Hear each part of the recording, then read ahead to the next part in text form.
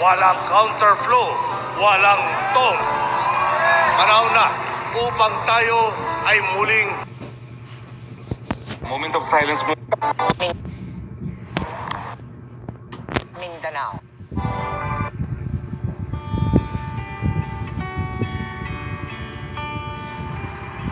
Magandang gabi po, Luzon, Visayas at Mindanao. Mission accomplished. Yan ang mensahe ng mga kapatid ni dating Pangulong Noynoy Aquino. Umiinit na serya ng First Lady. Dahil nanganganib ang buhay ni President Glenn, First Lady magiging Presidente Melody na ba? Live mula sa GMA Network Center, ito ang 24 oras. Magandang gabi po, Luzon, Visayas at Mindanao. Kinumpirma ng Department of Health na sa Taguig, hinagisa ng pako. Exclusive at ang traffic. Mga akusado sa pagkawala ng 6 na sabongero noong 2022, pinayagang makapagpiyansa.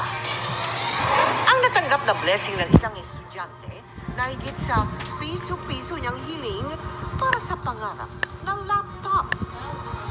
Mapa-throwback sa pagbabalik ng Fiesta Carnival na pamaskong pasyalan for all ages. At kinalani ang mga nanalo sa 2023 Asia Artist Awards, kabilang ang ilang proudly Pinoy performers. Live mula sa GMA Network Center, ito ang 24 oras.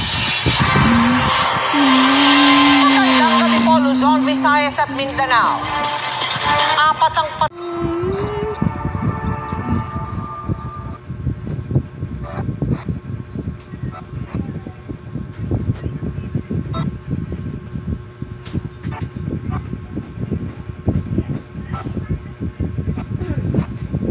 never stops.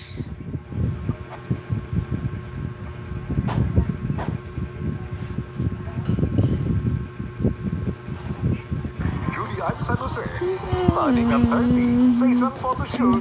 Magiging busy sa mga project abroad at may big announcement pa.